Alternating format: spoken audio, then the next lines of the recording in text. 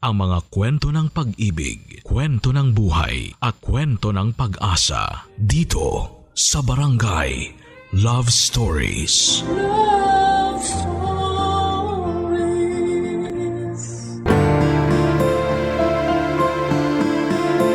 Bago tayo gumawa ng mga bagay na pagsisisihan natin sa huli ay isipin muna natin ang kahihinatnan nito. Dahil kung gaano kalakas ang loob natin na gumawa ng kalokohan ay dapat mas tatagan natin ang ating sarili sa magiging karma nito sa dulo. Ikaw kabarangay, matapat ka bang klase ng tao?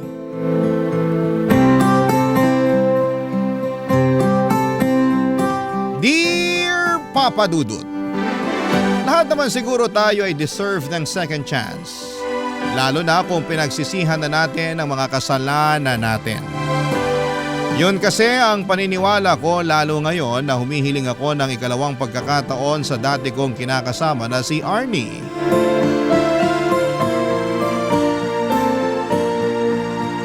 Nagbagong buhay na ako at gusto kong patunayan sa kanya na handa na ulit akong maging responsableng kinakasama niya at tatay ng aming mga anak. Itago niyo na lamang po ako sa pangalang Sev, 35 years old, call center agent at taga Quezon City.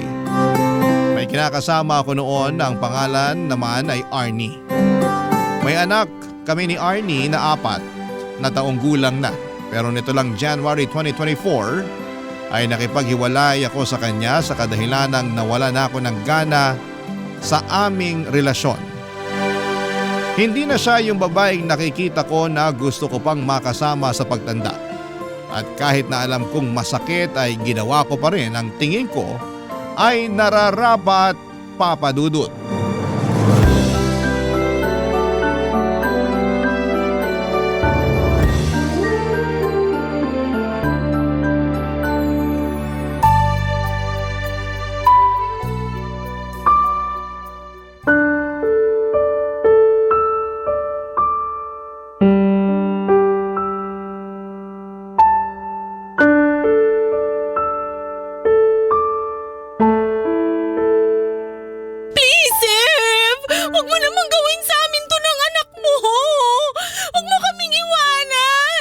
Hirap naman kasi sa'yo, hindi ka makaintindi. Hindi na nga kita mahal. Wala na rin saysay na magsama pa tayo. Bakit? May iba ka na ba? Huwag ka nga makulit. Huwag mo nang i-deny! Ganun naman talaga kadalasan ang rason ng mga lalaki pag gusto na nilang makipaghiwalay. Kunwari kapag nawalan ka ng gana sa relasyon natin pero ang totoo, meron ka ng iba. Ano naman sa'yo kung meron na akong iba? Masama ba yun hindi naman tayo kasal? Anong dahilan yan? Tanga ka ba? May anak na tayo, Sev! Hindi ko naman tatalikuran yung pagiging tatay ko sa anak natin. Magsusustento pa rin ako kahit hiwalay na tayo. Palayain mo na ako. Akala mo ganun lang kadali yun? Mahal kita, Sev! 5 taon tayo na nagsasama. Tapos ipagpapalit mo ako sa babaeng ngayon mo palang nakilala? Makaka-move on ka rin. Ano ba kasing nagawa ko? Sabihin mo nga! Pangit na ba ako kaya ayaw mo na sa akin? Hindi na ba ako masarap sa kama? Pwede ba? Huwag kang mag-umpisa ha. Gusto ko lang naman malaman para alam ko kung anong babaguhin ko. Wala ka nang dapat baguhin. Desidido naman ako na hiwalayan ka. Pero sige, para lang sagutin ko yung tanong mo. Oo, malaking bagay yung itsura mo kaya naumay na ako sa'yo. Nakikita mo ba yung sarili mo sa salamin? Kasi kung hindi, pues, tignan mo maigi para malaman mo kung gaano ka kamanas. Para kang balyena naglalakad. Ang itim pa ng batok mo. Nakakahiya ka na isama sa mga pinupuntahan ko. Ha? Akala ko ayos lang sa'yo na mataba ako. Nung una yon, hanggang sa tawagin ka ng tangke ng LPG ng mga katrabaho ko. Imbis ay pagtanggol mo ako sa mga katrabaho mo, hinayaan mong insultuhin na lang nila ako ng ganon? Pinagtanggol naman kita. Kinumbinsi pa nga kita na magpapayat eh. In-enroll pa kita sa gym pero sabi mo, ayaw mo nang ituloy kasi nakakatamad. Paano di ako tatamarin? Abala na ako sa pag-aalaga sa anak natin at pag-aasikaso sa'yo. Mabuti sana kalusugan ko eh. Pero mukhang mas nag-aalala ka sa sasabihin ng ibang tao sa'yo. Oo, mas inaalala ko yun kasi nakakahiya. Sinimulan na rin nila akong tuksuin kaya doon ako nawala ng gana sa'yo. Kaya ka naghanap ng mas sexy sa akin, yun ba? Oo! Sexy siya at mas maganda sa'yo. Napakawalang iya mo! Buo na talaga yung desisyon ko. Gusto ko nang makipaghiwalay sa'yo.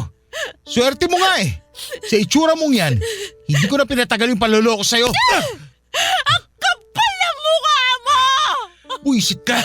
Tingnan mo, nagdugo tuloy yung labi ko dahil sa sampal mo. Kulang pa yan kumpara sa ginawa at mga sinabi mo sa akin! Ayan! Ayan pa yung isang ayaw ko sa'yo. Masyado kang bayolente at taklesa. Sige lang, pagpatuloy mo lang yan. Mas lalo ko na talagang naiisip na tama ang desisyon ko na makapaghiwalay sa'yo. Tandaan mo na kapag umalis ka sa pamamahay na to, wala ka nang babalikan! Hindi na kita tatanggapin uli sa buhay ko! Kahit magmakaawa ka pa at umiyak ng dugo! Tigas naman ang mukha mo na isipin na babalik pa ako sa'yo. Ikaw ang kahit na umiyak ng dugo, hindi pa rin magbabagong isip ko. Iiwan na talaga kita. Ayoko na makisama sa mga tulad mo na mukhang ulikba. Papa Dudut, hindi ko naman talaga gustong insultuhin si Arnie dahil kahit papaano'y minahal ko naman siya sa loob ng 5 taon naming pagsasama. Kaya lang ay masyado siyang desperadong alamin ang dahilan kung bakit ayaw ko na sa kanya. Bagay na medyo nagpainit sa ulo ko kaya nasabi ko ang katotohanan. Hindi ko rin maintindihan kung gaano ba kahirap tanggapin na ayaw ko na siyang makasama. Pasalamat nga siya, handa pa rin akong magsustento sa anak namin. Nauwi kami sa matinding pagtatalo noong araw na umalis na ako sa nirerentahan naming apartment. Sobrang saya ko ng mga panahong yon dahil nakalaya na ako sa relasyon namin. Pagkatapos, mabilis kong pinuntahan ang sinasabing babae ni Arnie na si Leia. Kasama ko sa call center. Ang totoo ay tama naman lahat ng mga sinabi ni Arnie. Malaking dahilan ng paghiwalay namin ay noong nagkagusto na ako kay Leia. Nagsimula lang namang kaming magka-developan around December 2023. Pero matagal-tagal na ako nanlalamig sa relasyon namin ni Arnie dahil nga unti-unti nang nawala yung dati niyang ganda. Kesa patagalin ko pa ang panloloko ko ay nagpakatotoo na ako sa nararamdaman ko kaya nauwi na kami sa hiwalayan. Noong nagsimula na kami magsama ni Leia sa isang bubong ay wala na akong narinig na kahit na ano kay Arnie. Oo, nagsusustento pa rin ako para sa anak namin at pinapadala ko na lamang yung pera. Pero pinagbawalan ako ni Leia na makipagkita sa anak ko. Bagay na pinagbigyan ko naman kasi mahal ko na siya. Mabilis na lumipas ang 6 na buwan at nakita ko na lamang ang sarili ko na napapaisip kung ano na ang kalagayan ng mag-ina ko. Huling balita ko ay umalis sila ng anak namin sa apartment na nirerentahan namin at umuwi sa nanay niya na taga Marikina.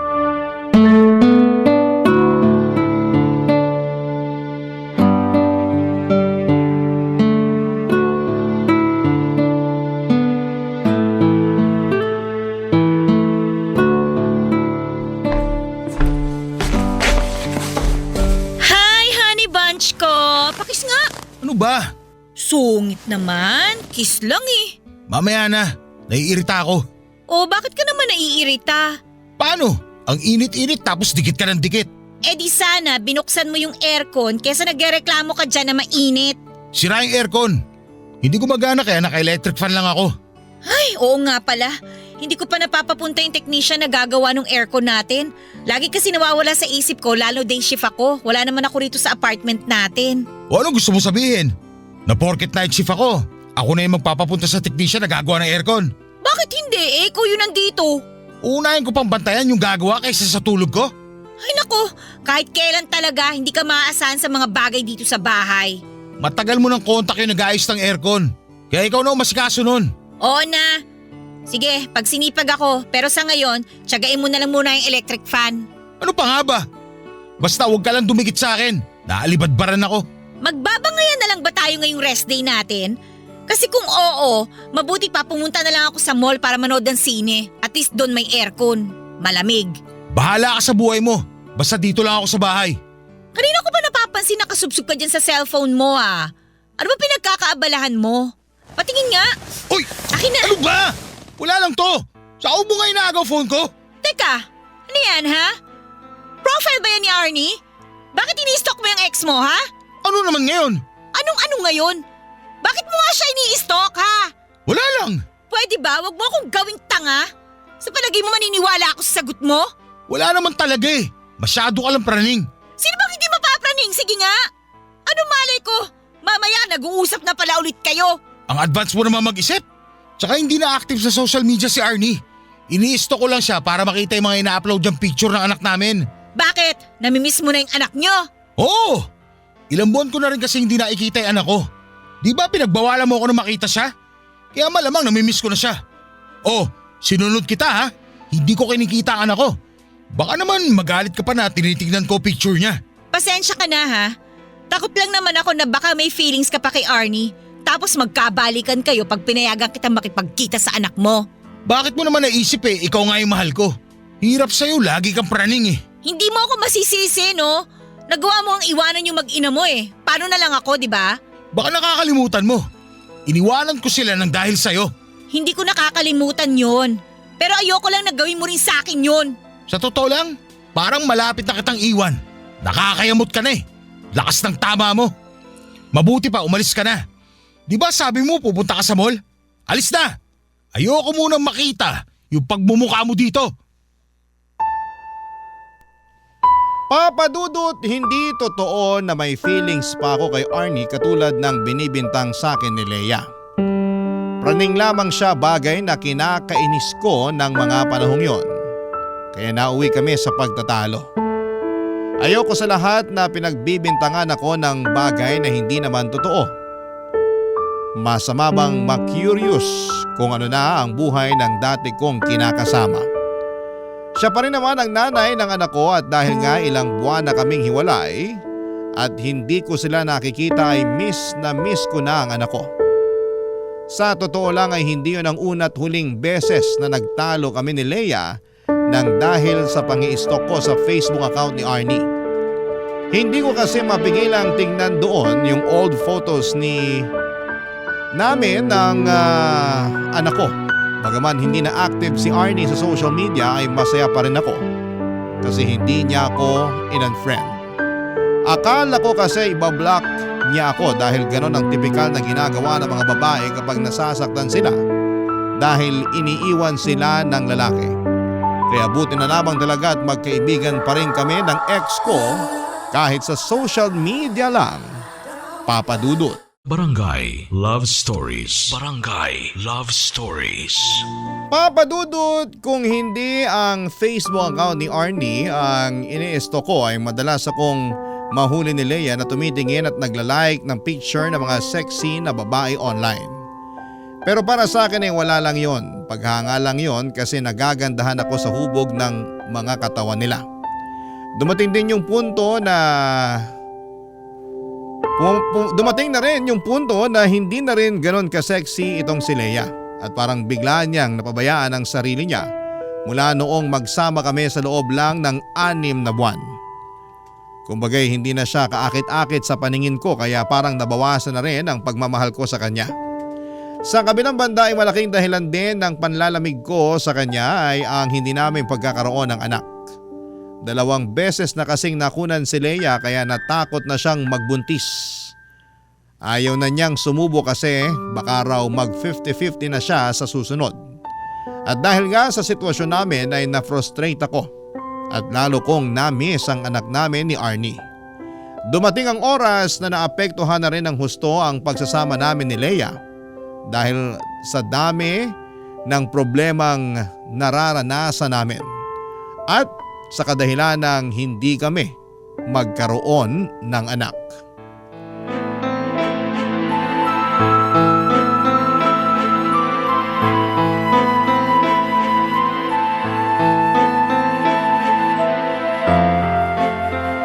Beste namang buhay to. Seth, ano ba? Bakit mo ba binabasag yung mga plato? Nagtatanong ka pa talaga? Naiinis ako! Ikaw pa yung naiinis dyan, pinayagan na nga kita makipag-inuman sa mga katrabaho mo. Tapos pag-uwi mo magwawala ka? Ayos ka rin talaga, ha? Wala kang pakialam kung gusto ko magbasag. Sa naiinis ako eh. Bakit ka ba naiinis? Kasi inggit na inggit ako doon sa katrabaho ko. Piruin mo, kinuha ba naman akong ninong na anak niya? Nung nakita ko yung baby, sobrang cute. Ang sarap buhatin at tsakapin. Bigla ako tuloy na miss yung anak ko na hanggang ngayon hindi ko pa rin nakikita kasi ayaw mong puntahan ko. Hindi pa ba sapat na nagsusustento ka sa anak niyo ni Arnie? Bakit kailangan mo pang puntahan yung bata? At saka kahit na gusto mong makita yung anak mo, ang tanong, papayag ba yung nanay niya? Makikiusap ako. Pakikiusapan ko si Arnie na payagan ako makita yung anak namin. Hindi niya pwede ipagkait yung bata sa akin. Miss na miss ko na yan ako. Kumalma ka na, Sev! Ano ba? Alam mo, kasalanan mo lahat to eh. Ha? Anong kasalanan ko? Bakit naging kasalanan ko? Kung binigyan mo lang sana ako ng anak, eh di sana hindi ako naiingit sa katrabaho ko. Hindi ko rin sana namimiss yung anak ko kay Arnie. Kung makapagsalita ka, parang ginusto ko na makunan ako ah. 2 beses ko namang sinubukan na magbuntis para mabigyan ka lang ng anak. Pero ayaw talaga eh! Nang dahil lang doon sumuko ka na. Sana sinubukan lang natin na sinubukan. Ang dali lang sa'yo na itapon sa akin yung sisi. Hindi kasi ikaw yung nakukunan. Hindi ikaw yung nagbubuntis. Eh so natatakot na ako. Sef, hindi mo ba nararamdaman yung takot ko? Baka mamatay ako pag pinilit natin na magkaanak tayo. Yun din naman ang sinabi ng OB eh. Diba? Yung pinuntahan natin na OB yun na sinabi sa atin. Hindi ka ba nakikinig? O sadyang lutang ka lang palagi? Basta ang alam ko, ayaw mo na subukan natin kasi duwag ka. Hindi ako duwag! Kahit ano pang sabihin mo, duwag ka pa rin. Yung ibang babae, gagawin lahat mabigyan lang ng anak yung mga kinakasama nila. Pero ikaw, 2 beses lang nakunan, sumuko ka na. Ano bang tingin mo sa akin? Paanakan mo lang? Ayos ah. Parang ikaw pa yung galit na humihingi ako ng anak. Marami namang paraan para magkaanak tayo. Pwedeng tayong mag-ampon. Ampunin mo yung mukha mo! Huwag kasing sarado yung utak mo, Sev. Maraming bata sa ampunan na nangangailangan ng kalinga ng isang magulang. Wala akong pakialam sa mga yon. Maghintay sila nang aampo sa kanila. Ayoko na hindi sila galing sa akin. Alam mo, namumuro ka na talaga eh. Dahil lang ayaw mo na ulit subukang mabuntis. Gusto mo na ngayon mag-ampon? Ang kitid ng utak mo! Ikaw ang makitid ang utak! At sumasagot ka pang hayop ka ha? Sige! Sige! Subukan mo saktan ako na may kalagyan ka sa barangay! Akala mo kung sino ka? Napakakapal ng mukha mo!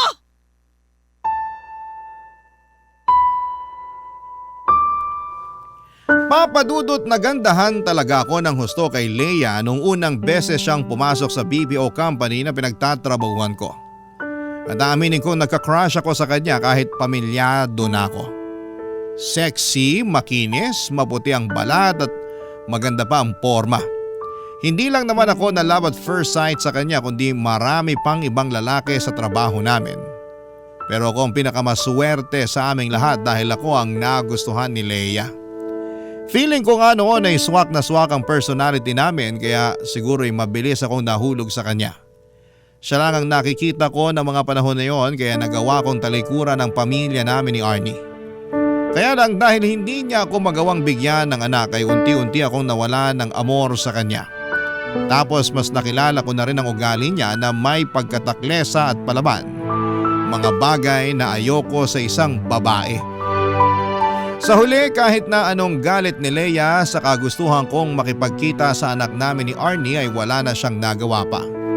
Siya na lang ang sumuko dahil lagi kong ipinamumukha sa kanya na kung binigyan niya lamang sana ako ng anak ay magiging isang buo at masayang pamilya kami.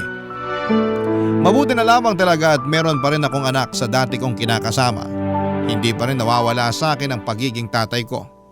At nung pumayag si Arnie na makapag-bonding kami ng anak ko, sa kondisyon na ako ang pupunta sa bahay nila ay ganoon na lamang ang saya at galak sa puso ko. Kaya lang ay may mga pagkakataon pa rin na hindi yon naiintindihan ni Leia, Papa Dudut.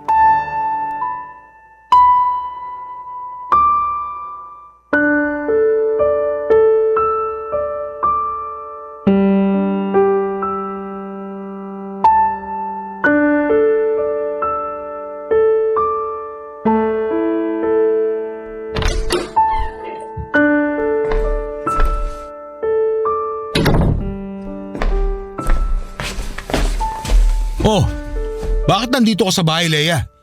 Akala ko may pasok ka. Paano ako makakapasok? Masama ang pakiramdam ko. Tapos, akala ko uuwi ka kagad pagka-out mo sa trabaho. Pero anong oras na Inabot ka na ng hapon sa labas. Nakauwi na ako. Huwag ka na magalit. Anong hindi ako magagalit? Nakikinig ka ba? May sakit ako. Inaasahan kita na umuwi kagad pagka-out mo para asikasuhin ako. Nakadaan ka ba sa butika? Bakit ako dadaan sa butika? Sev, nag-text ako sa'yo kanina na ibili mo ako ng gamot. Huwag mo sabihin hindi mo ako naibili. Nako, hindi nga. Pasensya na, hindi ko nabasa text mo. Naubos baterya ng phone ko Ayan na naman tayo Ginagawa mo na naman akong tanga sa mga katwiran mo. Nagsasabi ako ng totoo. Wala nga baterya phone ko. Bakit hindi ka nag-charge sa opisina nyo? Saan ka ba kasi nanggaling? Sa school ng anak ko. Ano? Sa school ng anak mo? Ano naman ang ginawa mo doon? May play kasi sila. Nung huling beses na nagkita kami, sinabihan niya ako na pumunta raw ako sa school nila para manood. Kaya pumunta ako kanina. Bakit hindi ka tumanggi? Mas priority mo pa yan? Sigurado naman ako nandun si Arnie para manood. Nandun nga. Pero paano ko tatanggihan yung anak ko Gusto ko rin naman siya mapanood sa play nila. Eto na naman po kami. Bata lang yon. Wala pa yung muwang sa mundo. Pakialam ba niya kung mapanood mo siya o hindi? Ang sabihin mo, gusto mo lang talagang pumunta kasi nandun si Arnie. Wala namang kinalaman si Arnie dito. Huwag mo na idama yung tao. Paano hindi ko siya idadamay? Lagi mo nalang pinapasama yung loob ko. Nakuha mo akong tiisin para na manood ng walang kwentang play ng anak mo. Habang nandito ako, masama yung pakiramdam. Nandun ka nakikipagharutan kay Arnie. Manahimik ka! Kung ano-ano pinagsasabi mo. Kasalanan mo kung mas lalo sumama yung pakiramdam mo. Kung ano-ano kasi pumapasok sa kokote mo. Ako pa talagang may kasalanan? Ikaw nga itong kuumasa, parang walang pakialam sa akin Nagkabali ka na ba kayo ni Arnie, ha? Kaya binabaliwala mo ako ngayon? Ayan ka na naman Tinitiwang ka na naman. Kahit sinong babae, titiwangin sa mga pinaggagawa mo. Wala akong ginagawang masama. Pumunta lang ako sa school ng anak ko para suportahan siya sa play niya. Pati ba naman yung minamasama mo? Kung ano-ano pa sinasabi mo na kesyo priority ko na yung anak ko kaysa sa'yo. Malamang, anak ko yun Pangalawa ka lang sa kanya. Ganon. Huli pala ako sa mga priority mo. Wala ka talagang kwenta, Sev. Wala ka na talagang ginawang matino. Ginagampanan ko lang yung pagiging mabuting ama ko sa anak namin ni Arnie. Hindi ba matino yun? Bakit ba hindi mo yun maintindihan? Oo nga pala. Wala ka pala kasing anak. Ano? Anong sabi mo? Sabi ko, wala kang anak kaya hindi mo alam yung pakiramdam na maging isang magulang. Tapos, nakikipagkompetensya ka pa sa atensyon sa anak ko. Mas bata ka pa mag-isip sa kanya Ang kapal ng mukha mo! Bakit? Nasasaktan ka? Wala akong pakialam. Ikaw naman nagdesisyon na ayaw mo na magkaanak tayo. Kaya ito yung resulta ng desisyon mo. Buti na lang talaga may anak kami ni Arnie. At least, kahit paano, nararanasan ko pa rin magpakatatay sa anak ko. Di tulad mo, inutil na yung matris mo. Umalis ka sa harapan ko, bastos ka! Ayoko na makita yung pagmumukha mo. Lalo mong pinasasama yung pakiramdam ko. Alis talaga ako. Bahala ka sa buhay mo. Kita mong wala pa akong tulog. Tapos, sasabayan mo pa ako ng kaartihan mo. Papadudod sa loob ng 6 na buwan ay sinabi sa akin ni Arnie na napatawad na niya ako dahil hindi naman ako naging pabayang tatay sa anak namin. Na-realize din daw niya ang mga pagkukulang niya sa akin kaya nawala na lamang ako ng amor sa kanya noon. Pumayag siya na mag-co-parenting kami alang-alang sa anak namin, bagay na ikinatuwa ko ng husto.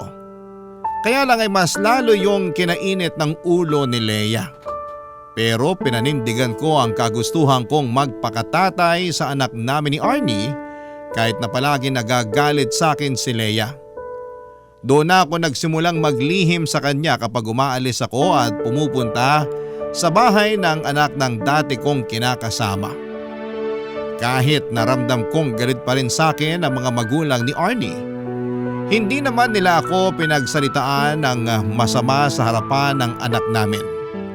Meron silang pagkokontrol kaya hindi na ako masyadong naiilang na pumunta sa kanila para dalawin ang anak ko. Samantalang si Arnie naman ay may trabaho na sa Ortigas at napansin ko, Papa Dudut, na malaki na ang pinagbago ng itsura at pananamit niya. Barangay Love Stories. Barangay Love Stories. Papadudot, dahil po sa madalas naming pagtatalo ni Leia at pakiramdam ko na hindi niya ako naiintindihan sa mga desisyon ko, ay unti-unti nang nagkaroon ng lamat ang aming pagsasama.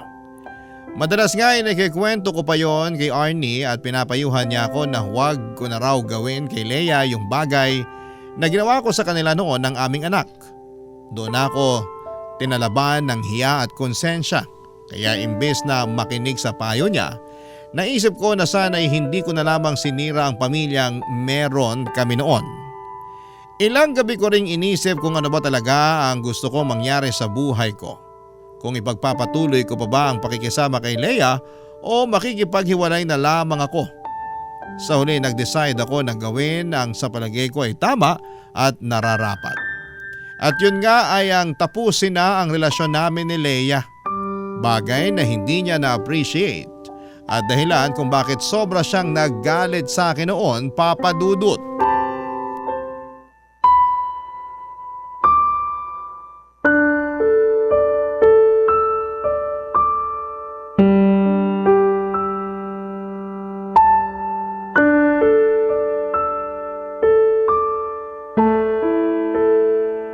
Please, Sev.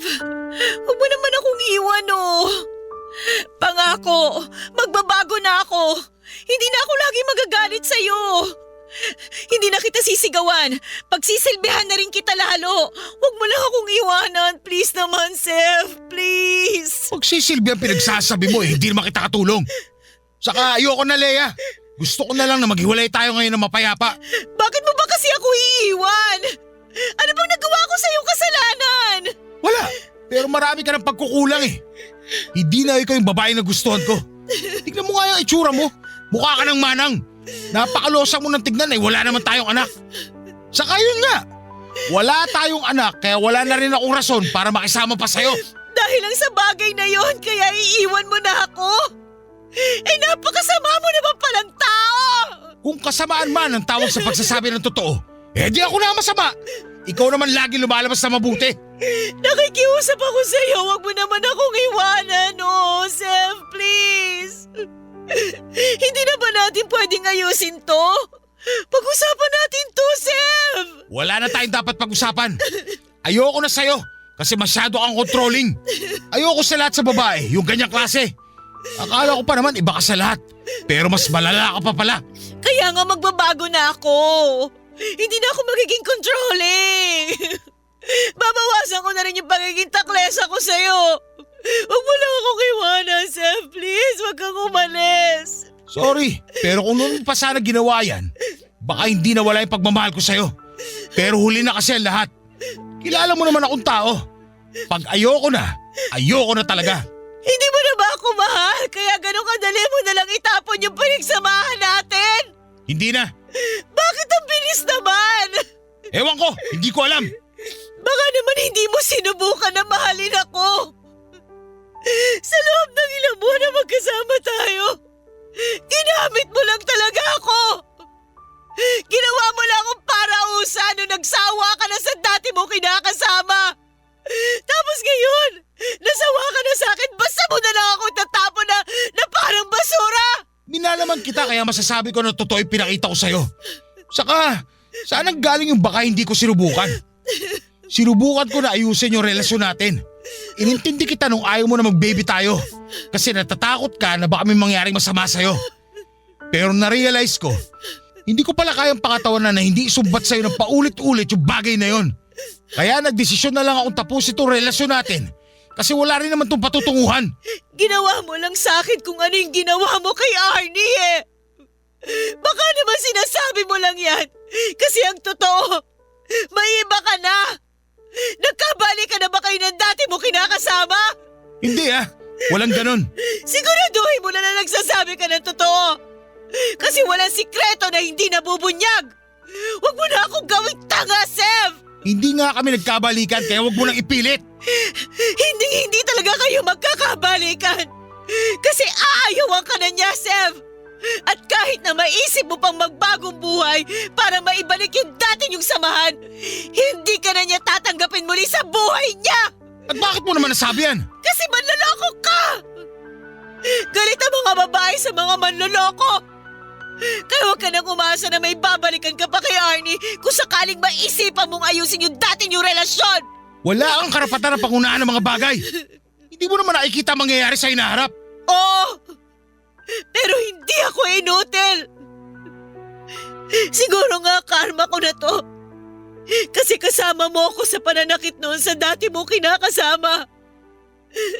Sige, tatanggapin ko. Pero sana, tanggapin mo rin yung karma mo pag inihain na sa'yo yun ang kapalaran! Papadudot, masaya ako na nakawala na ako sa relasyon namin ni Leia nang walang responsibilidad. Naisip ko na baka hindi talaga kami para sa isa't isa kaya hindi kami nabiyayaan na magkaroon ng anak. Pagkalis ko sa apartment namin ni Leia ay tumuloy ako sa bahay ng pinsang ko na nasa Cubao. Tapos ay tinext ko si Arnie at sinabi ko sa kanya na tinapos ko na ang relasyon namin ni Leia.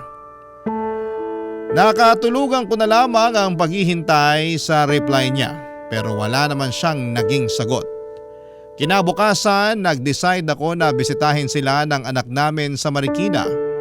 Bago ako pumunta doon ay dumaan muna ako sa isang flower shop para bilhan ng mga paborito niyang bulaklak si Arnie. Dumaan din ako sa bilihan ng donut para naman sa anak namin. Pusturang-pustura ako at nakaporma pa ang buhok ko ng mga panahong yon. Excited ako na makita ni Arnie pero pagdating ko sa bahay nila ay wala raw doon ang dati kong kinakasama. Nakipagbanding muna ako sa anak namin at pagkalipas ng 2 oras ay nakita ko si Arnie na hinatid ng isang lalaki na hindi pamilyar sa akin ang pagmumukha. Agad ko itong kinompronta at nagpakilala ako kung sino ako sa buhay ni Arnie. Nalaman ko na katrabaho niya pala yon at manliligaw pa, papadudot.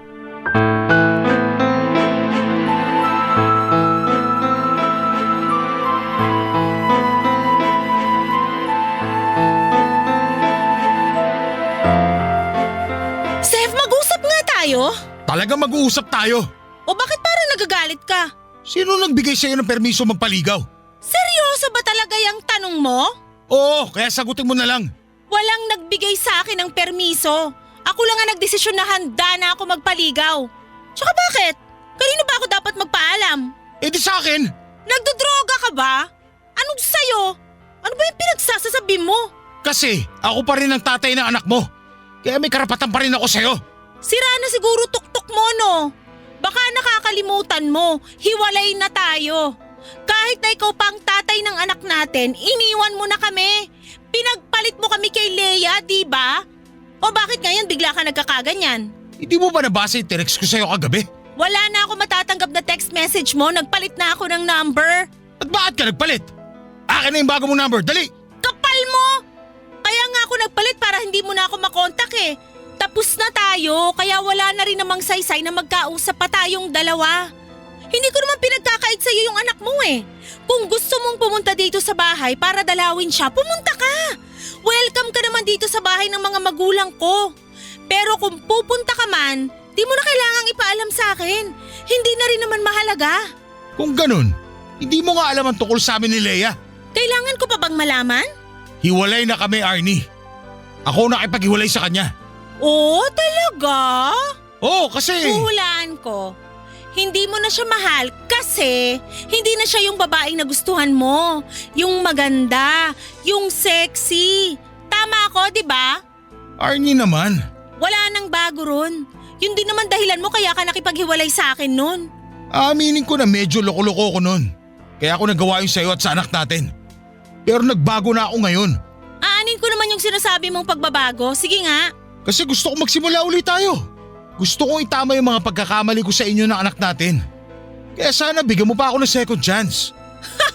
Alam mo, kung nagbibiro ka, congrats kasi napatawa mo ko. Hindi ako nagbibiro. Seryoso ako. Gusto kong makipagbalikan sa'yo at magsimula ulit tayo. Mas gugustuhin ko pang iumpog ulo ko sa pader kaysa makipagbalikan sa'yo. Matapos ang ginawa mo sa akin noon, palagay mo, may natitira pa akong pagmamahal para sa'yo? Oo, nirerespeto kita bilang tatay ng anak ko pero di na sapat yun para pabalikin pa kita sa buhay ko. Bakit? Dahil meron ka ng iba? O ano naman sa'yo ngayon? Anong akala mo? Ikaw lang may karapatang makipagrelasyon?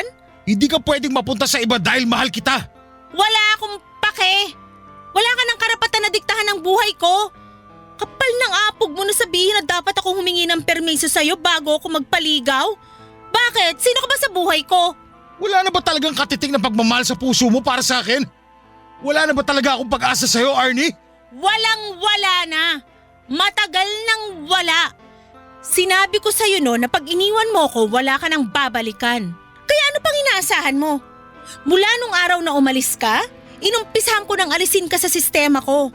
Kahit na masakit, kahit na paulit-ulit kong naririnig sa isip ko yung mga sinabi mong pang-iinsulto sa akin. Lahat ng pangaalipusta mo sa pagkatao ko, lahat yon kinaya ko. Wala ka na nga narinig sa akin pagkatapos nun, di ba? Hinayaan ko na kayo ni Leia na magsama kasi baka ako lang naman talaga ang hadlang sa love story niyong dalawa. Hindi ko na kasalanan kung naghiwalay kayo kasi siguro karma niyo yun dahil pareho kayong manloloko. Arnie naman, huwag ka naman ganyan sa akin. Ikaw ang wag gumanyan-ganyan sa akin dahil pag ako nainis, baka tanggalan na kita ng karapatan sa anak ko. Kaya maayos-ayos ka, Sev. Huwag mo na akong pakialaman sa buhay ko. Nag-uumpisa na uli ako maging masaya. Mag-focus ka na lang sa sarili mo. Huwag na huwag kang papali sa pagsusustento sa anak ko. Naku, Sev, sinasabi ko sa'yo. Tsaka tigil-tigilan mo na yung kakadrama mo, di bagay sa'yo. Mukha kang tanga. Papadudot na pahiya talaga ako ng husto ng gabing yon kaya umalis na lamang ako sa bahay nila. Pero habang nag-aabang ako ng masasakyan ay hindi ko na napigilang maiyak dahil sobrang sakit ng mga sinabi niya sa akin.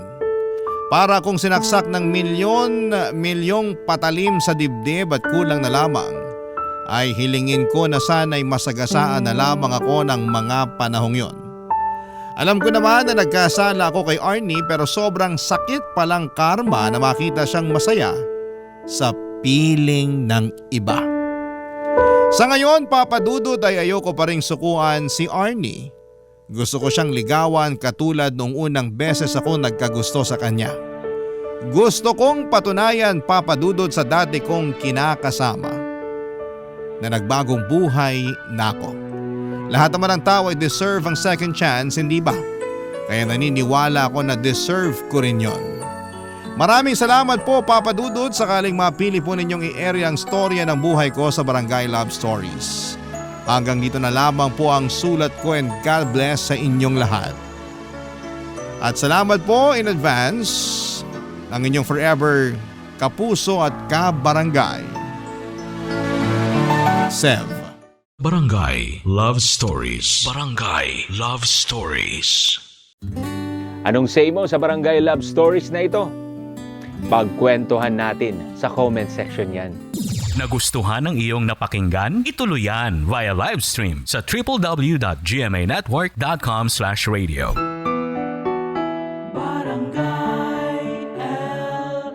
In Mega Manila, 97.1. Forever.